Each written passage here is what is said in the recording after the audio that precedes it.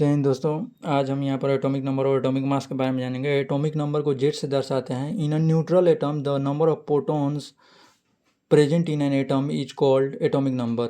It is represented by Z. कह रहा है कि कोई उदासीन एटम जिस पर कोई पॉजिटिव और निगेटिव चार्ज नहीं है और उसके जो प्रोटॉनों की संख्या जो उसके परमाणु में उपस्थित होती है उसी को उसका परमाणु संख्या कहते हैं और इसको जेड से निरूपित किया जाता है। Atomic number is equal to number of protons in an atom is equal to number of electrons in a neutral atom. कहने का मतलब ये है कि न्यूट्रल एटम की बात कर रहा है बार बार। तो आइए न्यूट्रल एटम हम आपको समझाना चाहेंगे कि न्यूट्रल एटम का मतलब होता है कि जैसे सोडियम हो गया तो सोडियम 11 हो गया तो इस पर कोई पॉजिटिव और कोई निगेटिव चार्ज नहीं होना चाहिए। सिंगल एटम होना चाहिए। सोडियम 11 मैग्नीशियम ऐसे सिंगल होना चाहिए with no positive and negative charge नहीं होना चाहिए।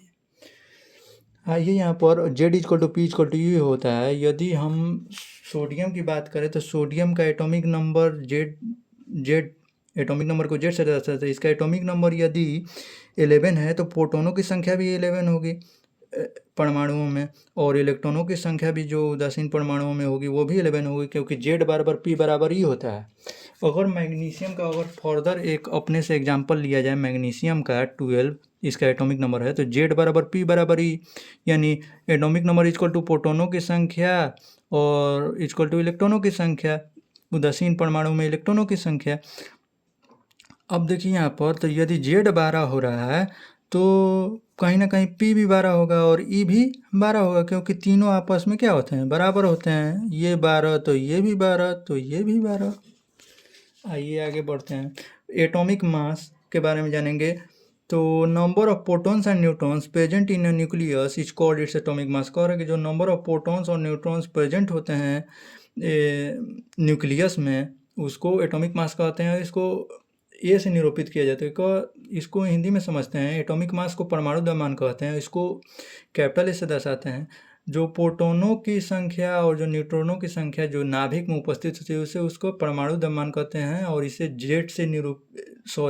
ए से निरूपित किया जाता है और यहाँ पर A equal to P plus N होता है। अगर शॉर्ट में इसका परिभाषा हम लोग डेफिनेशन बोलें तो the sum of protons and neutrons is called atomic mass. यानी कहने का मतलब है कि प्रोटॉन और न्यूट्रॉन के योग को योग हुआ है प्रोटॉन और न्यूट्रॉन का। प्रोटॉन और न्यूट्रॉनों के योग को एटॉमिक मास यानी परमाणु द्रव्यमान कहते हैं। यहाँ पर फॉर्मूला अगर करेंगे एन का निकालना होगा तो N equal to A minus P हो जाएगा। अब देखिए यहाँ पर मैग्नीज है। मैग्नीज का 25 है एटॉमिक नंबर और 55 है एटॉमिक मास। तो अगर एन निकालना है और ए निकालना है तो हम जानते हैं कि जेड बराबर पी बराबर ही होता है। A equal to P plus N होगा तो 25 प्लस 30 जोड़ेंगे तो ए बराबर 55 आ जाएगा और एन का वैल्यू यदि फाइंड करना है तो एन इक्वल टू 55 माइनस 25 करेंगे तो एन इक्वल टू 30 आ जाएगा।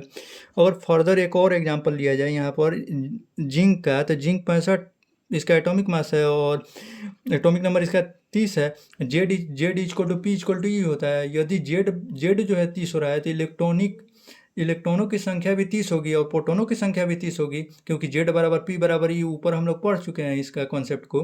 अब यहाँ पर जो है ए निकालना है और एन निकालना है तो N equal to A minus P होता है। तो N equal to A minus P होता है और ए निकालना है तो A equal to P plus N होता है। तो 30 प्लस 35 जोड़ेंगे यानी 30 जो है इसका हमारा प्रोटॉनों की संख्या हो गया यानी जेड हो गया और एन जो है हमारा न्यूट्रॉनों की संख्या जो ऊपर हम लोग निकाले हैं N equal to A minus P 65 minus 30 करके तो 35 आ गया।